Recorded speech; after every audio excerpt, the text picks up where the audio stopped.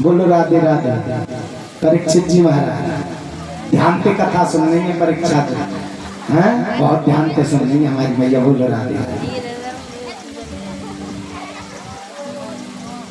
थोड़ा परीक्षित जी ध्यान रखो है। हाँ आसन पे ही बैठो आप। बोलो राधे राधे।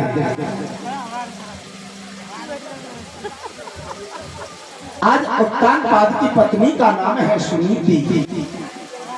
सुनीति यानी अच्छी नीति पर चलती हो, जिसकी अच्छी सोच हो, उसे हम सुनीति कहते हैं। एक दिन राजा उत्तानपाद आंखें खेलने के लिए वन में चले जा रहे थे, तो क्या देखते हैं कि एक सुंदर सी गणिका को देख लेते हैं और उस गणिका पर उत्तानपाद मोहित हो जाता है। उस गणिका का नाम है सुरुचि और उस सुरुचि पर उत्तानपाद मोहित हो जाता है और उससे कहता है कि देवी क्या आप मेरे से शादी करोगे। गणिका को क्या चाहिए? पैसा। और राजा देख के गणिका कहती है कि आपसे शादी करना कौन नहीं चाहेगा, मैं अवश्य आपसे शादी करूंगा।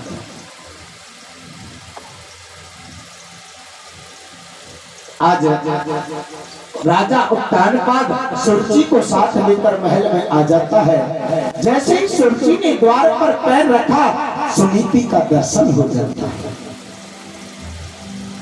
सुरुचि तुरंत अपने पैर को रोक लेती है और उत्तानपाद से कहती है कि प्रभु ये कौन है। उत्तानपाद कहते हैं कि देवी ये मेरी पहली पत्नी सुनीति है, बहुत अच्छी है, बहुत सुशील है, बहुत सत्य है। अच्छा आपने मुझे पहले तो नहीं बताया, लेकिन जहां सुनीति रहेगी वहां सुरुचि कभी नहीं रह सकती। राजा उत्तानपाद या तो घर में यही रहेगी या मैं रहूंगी।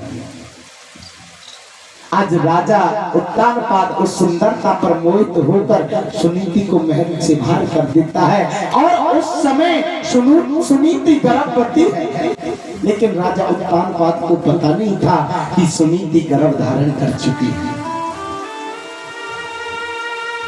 आज सुनीति को महल से बाहर निकाल देता है राजा उत्तानपाद और सुनीति एक जंगल में जाकर पर्णकुटी बनाकर रहने लगती है। धीरे धीरे समय बीतता गया और 9वां मास पूर्ण होते ही सुनीति के गर्भ से एक बच्चा जन्म लेता है और उस बच्चे का नाम है ध्रुव। बोलिए ध्रुव जी महाराज की। आज छोटा सा बालक है ध्रुव, सुनीति उस बालक को पाल रही है। धीरे धीरे ध्रुव बड़ा हो रहा है। आज ध्रुव की 4 वर्ष की उम्र है। छोटे छोटे बच्चों के साथ ध्रुव खेल रहा था। बोलो राधे राधे। तो एक सखा कहने लगा भैया देख ध्रुव हमारे पिताजी हमारे लिए बड़ा सुंदर कुर्ता लेके आए। दूसरा मित्र कहता है कि आज हमारा बर्थडे था, हमारे पिताजी हमारे लिए चॉकलेट लेके आए। कोई मित्र कुछ कहता है, कोई मित्र कुछ कहता है। एक मित्र पूछ उठता है कि ध्रुव क्या तुम्हारे पिताजी तुम्हें कुछ नहीं लाते? लेकिन ध्रुव जी को तो यही नहीं पता है मेरे पिता कौन है। आज दौड़े दौड़े ध्रुव गए माँ सुनीति के पास। माँ माँ माँ हमें बताइए हमारे पिता कौन है, मैं मेरे पिता से मिलना चाहता हूँ, मेरे पिता के दर्शन करना चाहता हूँ। सुनीति कहती है बेटा ध्रुव तुम्हारे पिता यहाँ के राजा है उत्तानपाद, क्या मैं पिता से नहीं मिल सकता? कि क्यों नहीं मिल सकते? आज ये वार्तालाप हो रही थी और मेरी सुनीति एक संत की सेवा करती थी। आज संत सुनीति की सेवा से प्रसन्न होकर कहने लगे सुनीति आज जो तुम्हें मांगना है सो मांग लो, मैं आज तुम्हें कुछ देना चाहता हूँ। सुनीति क्या मांगती है जो कोई माँ और नहीं मांग सकती। सुनीति झोली फैला के कहती है कि प्रभु मेरे तो एक संतान है, मेरी छोटी बहन है सुरुचि, उसके कोई संतान नहीं है।